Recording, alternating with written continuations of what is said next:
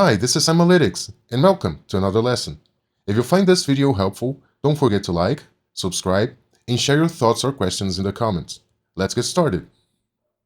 Let's talk about sorting and filtering data in Power Query. For this lesson, I'm going to use Power Query in Power BI, but it would be the same in Power Query from Excel. We're going to use this file right here, the file for this lesson. It's a CSV file. You already know how to import it in Power Query, so let's jump right in. Okay, my table was loaded in Power Query, and the first thing I needed to notice is that, again, Power Query by default created this changed type step.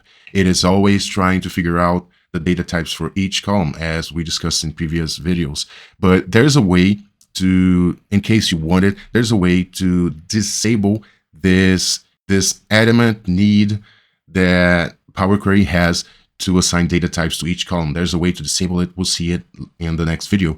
But for now, let me just remove this change type step. I will remove it, and you will see that still Power Query is reading each column as a text column. And why? Because since I removed the change type step, it was supposed to be a no. Power Query wasn't supposed to be assigning any data type to the columns. But the fact is, when we imported a CSV file, remember that when we are, let me use this source right here. When we are importing text or CSV files, it is supposed to be a text file. CSV files are read by Power Query as text files. So of course, if it's importing a text file, so all the columns are obviously supposed to be text columns. So that's why Power BI will assign the data type, the text data type for each of the columns in this CSV file. Okay, so no worries about that.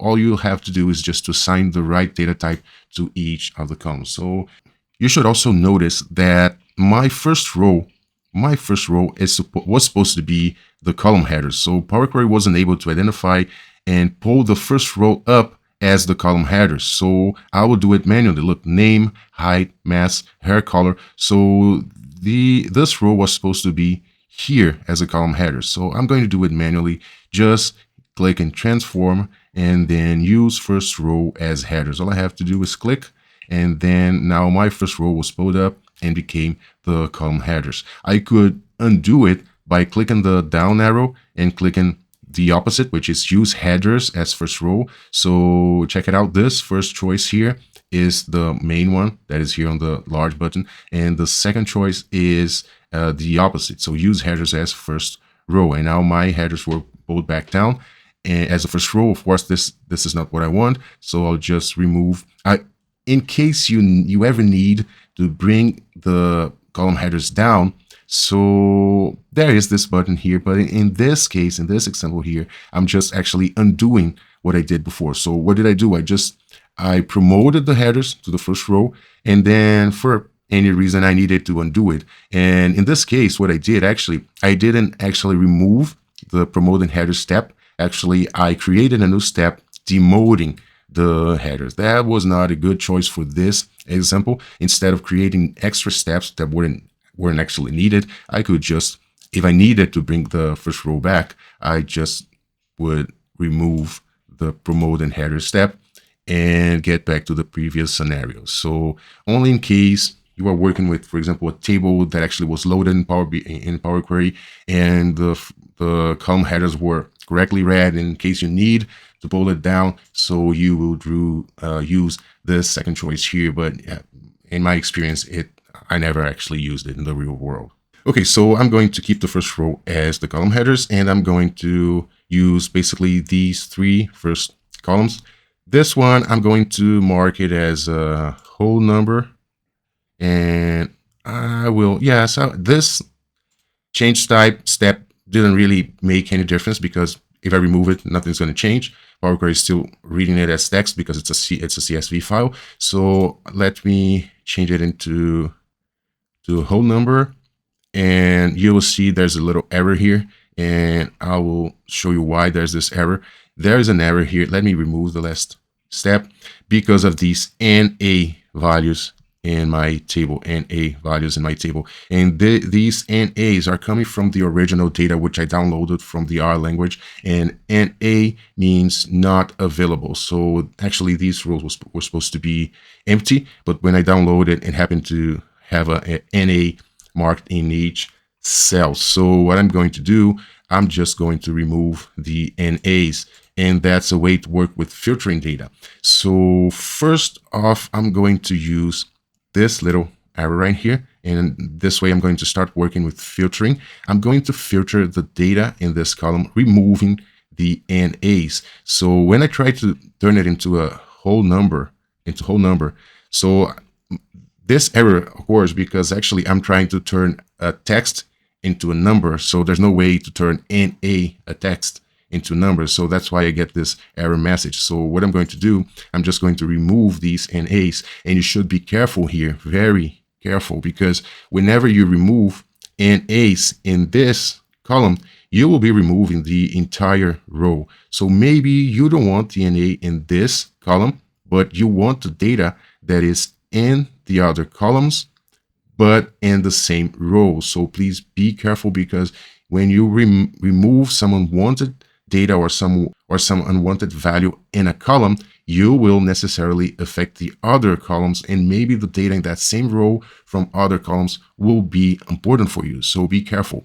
If you don't want to remove the entire row, so instead of removing or filtering out these NAs, you were supposed to just change NA into something else, like no value or zero or any other, or empty or any other thing that won't be a problem for you, but without having to remove the entire row. In this case, it doesn't matter to me. It's just, I just want to show how to filter stuff. So I don't really care about removing the entire row. So that's why I am filtering out the NAs. Please be cautious about it if you're working with in a real project. Okay. So I will use this filtering panel, and what I have to do to filter out any data, I just uncheck the data in this list. In my case, I want to remove NAs, so every NA that appears in my column will be filtered out. I'll click OK, and no NAs will be in my column anymore. It doesn't mean the NAs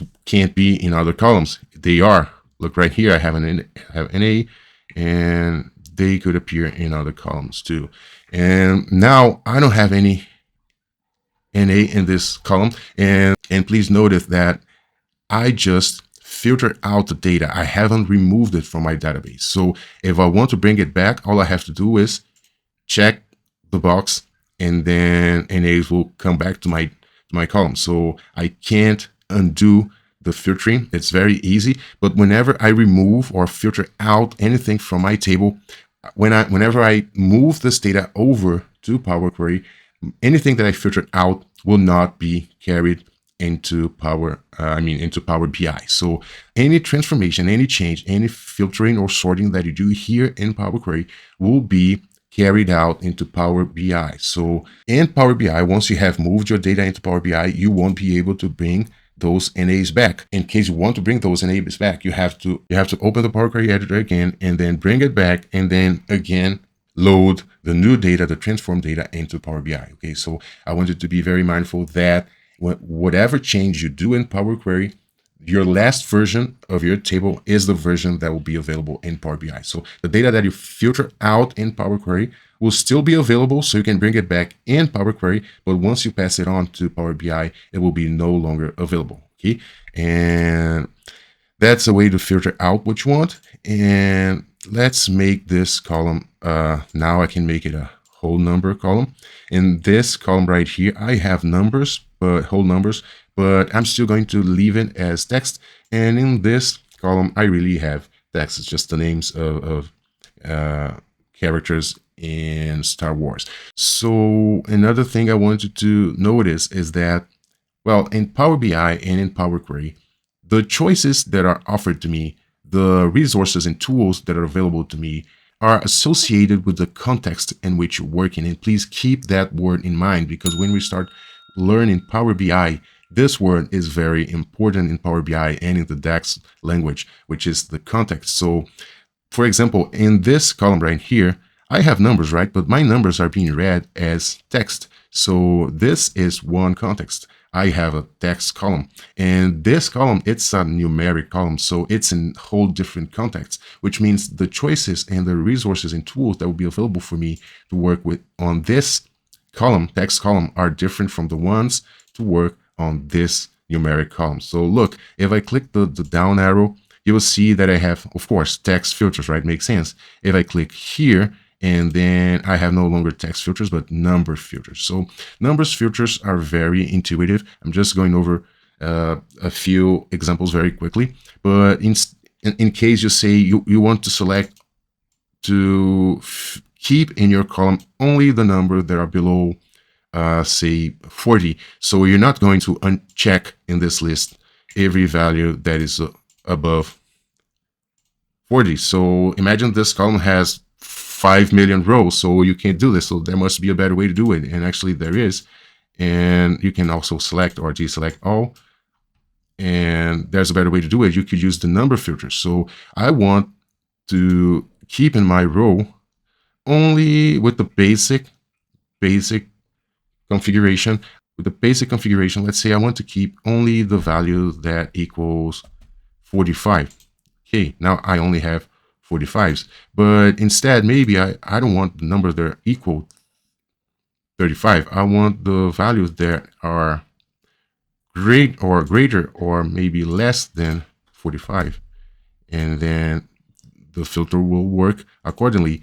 And in case I won't go over all of the choices because they're very intuitive, but you can also work with the advanced configuration. In the advanced configuration, you can add multiple clauses. So I want numbers in the mass column that will equal 45 or will be greater than 100, or mass is greater than 100, or mass is less than, say, 30. Okay, there you go. So there's many ways to work and combine filters and Power Query. I just want you to know that maybe if you want to change your filter, you don't have to remove your last step and redo it. You can just click the little key right here and then adjust what you just did. And please note that, but let me delete this last step. Just be careful with the and or operators, okay? So for example, if you want the numbers in the mass column that are equal to 45 and are greater than 100, you will get a blank table because there's no number that at the same time equals 45 and is greater than 100. It just doesn't make sense. So if you click OK, it doesn't make sense, okay? So these are the number filters. And if you're working with text, so your filters will be different because the context is different, right? So you can say all the characters whose name begin with G, and you'll see that the filter here is case sensitive. So if you use a lowercase g, so you will get an empty table. But if you use instead text filters begin with, if you use a G, an uppercase G, so it makes a difference, and then you get Darth Vader, Darth Maul. So let me remove it, and again, I'm not going over each choice here because they are very intuitive. I just want to warn you against sorting the data. Look, let me do it with a numeric column, and I'm going to sort it ascending. The numbers are in an ascending order, or I can sort it descending.